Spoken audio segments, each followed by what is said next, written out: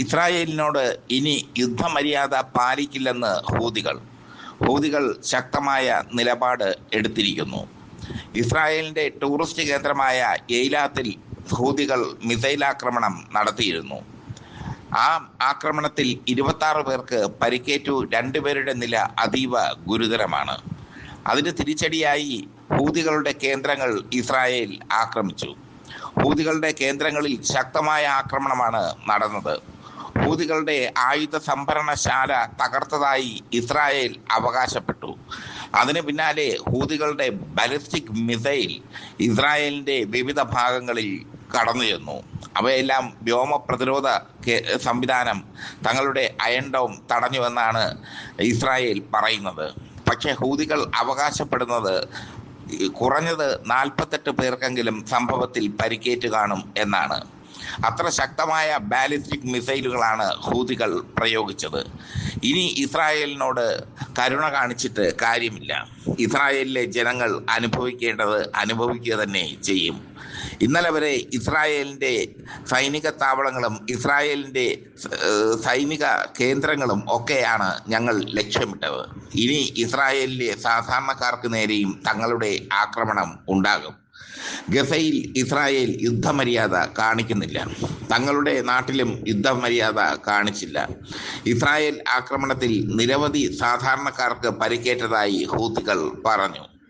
യമനിലെ ഹൂതി കേന്ദ്രങ്ങളിലാണ് ഇസ്രായേൽ വ്യോമ ആക്രമണം നടത്തിയത്. എയ്ലാത്ത് ടൂറിസ്റ്റ് കേന്ദ്രത്തിൽ നടത്തിയ ആക്രമണത്തിന് തിരിച്ചടിയായി. അതിനുശേഷം ഹൂതികളുടെ ആയുധ സംഭരണശാല തകർത്തതായും നിരവധി ഹൂതി പോരാളികളെ വകവരുത്തിയതായും ഇസ്രായേൽ അവകാശപ്പെട്ടിരുന്നു. ആ അവകാശവാദത്തിന് തൊട്ടു പിന്നാലെയാണ് ഹൂതികൾ ബാലിസ്റ്റിക് മിസൈലുകൾ ഇസ്രായേലിലേക്ക് പ്രയോഗിച്ചത്. അത് ഇസ്രായേൽ തടുത്തുവെന്ന് ഇസ്രായേൽ പറയുന്നു. 48 പേർക്കെങ്കിലും കുറഞ്ഞത് 48 പേർക്കെങ്കിലും പരിക്കേറ്റ് കാണുമെന്ന് ഹൂതികൾ പറയുന്നു. ഗസയിൽ ഇസ്രായേൽ വംശഹത്യ നടത്തുമ്പോൾ ഇസ്രായേലിനും വംശഹത്യയുടെ നൊമ്പരം അറിയണമെന്നാണ് ഹൂതികളുടെ ഇപ്പോഴത്തെ നിലപാട്. സാധാരണ ഹൂതികൾ ജനവാസ മേഖലകളിലേക്ക് ആക്രമണം നടത്താറില്ല. എന്നാൽ ഇപ്പോൾ അവർ യുദ്ധരീതി മാറ്റി ജനവാസ മേഖലകളിലേക്ക് ആക്രമണങ്ങൾ നടത്തുന്നു. അതാണ് ഇപ്പോഴത്തെ ഹൂതികളുടെ നീക്കം. ഇസ്രായേൽ ജനങ്ങൾ പരിഭ്രാന്തരാണ്. ഹൂതികളുടെ ബാലിസ്റ്റിക് മിസൈൽ ആക്രമണമുണ്ടായ സമയത്ത് അങ്ങോളം ഇങ്ങോളം ഇസ്രായേലിൽ അപായ സൈറനുകൾ മുഴങ്ങി. ജനങ്ങൾ പരിഭ്രാന്തരായി സുരക്ഷിത താവളങ്ങളിൽ ഒളിച്ചു, ഭൂഗർഭ അറകളിൽ ഒളിച്ചു. അത്ര ശക്തമായ ബാലിസ്റ്റിക് മിസൈൽ ആക്രമണമാണ് ഹൂതികൾ നടത്തിയത്. എന്തായാലും ഇസ്രായേലിന് നല്ല വാർത്തകളല്ല വന്നുകൊണ്ടിരിക്കുന്നത്. ഇറാൻ ഏറ്റവും പുതിയ മിസൈൽ പരീക്ഷിച്ചു എന്ന വാർത്തയും ഇസ്രായേലിന് തിരിച്ചടിയായി മാറി. ഇസ്രായേലിനെയും അമേരിക്കയെയും ആക്രമിക്കാൻ കഴിയുന്ന മിസൈലാണ് ഇറാൻ പുതുതായി പരീക്ഷിച്ചത്. ഇറാൻ ഭരണകൂടം അത് പുറത്തു പറഞ്ഞില്ലെങ്കിലും ഇസ്രായേലും അമേരിക്കയും അത് കണ്ടെത്തിയിരിക്കുന്നു. ഇറാൻ അതിനെപ്പറ്റി ഒന്നും മിണ്ടിയിട്ടുമില്ല.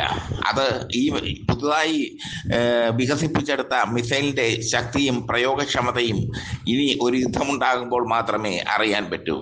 ഇറാൻ്റെ മിസൈൽ കരുത്ത് ഇസ്രായേലും അമേരിക്കയും അനുഭവിച്ച് അറിഞ്ഞതാണ്. എവിടെ വേണമെങ്കിലും ആക്രമിക്കാൻ കഴിവുള്ള മിസൈലുകളുടെ വമ്പൻ ശേഖരം ഇറാനുണ്ടെന്നാണ് ഇസ്രായേലും അമേരിക്കയും ഇപ്പോൾ തലകുലുക്കി സമ്മതിക്കുന്നത്. അതിനിടയിലാണ് പുതിയ മിസൈൽ കൂടി ഇറാൻ പരീക്ഷിച്ചിരിക്കുന്നത്. ഇറാന്റെ മിസൈൽ കരുത്തിന് മുമ്പിലാണ് അമേരിക്കയും ഇസ്രായേലും വീണുപോയത്.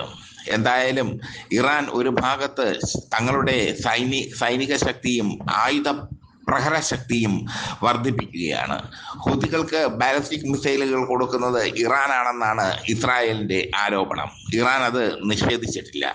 അതീവ മാരകമായ ബാലിസ്റ്റിക് മിസൈലുകളാണ് ഹൂതികൾ ഇസ്രായേലിലേക്ക് തൊടുത്തുവിട്ടത്. എന്തായാലും ഹൂതികൾ ഇനി യുദ്ധ നിയമങ്ങൾ പാലിക്കില്ലെന്ന് അവർ തന്നെ പറഞ്ഞു. കണ്ണിന് കണ്ണ്, പല്ലിന് പല്ല്, ഇതാണ് ഇനി ഹൂതികളുടെ നിയമം.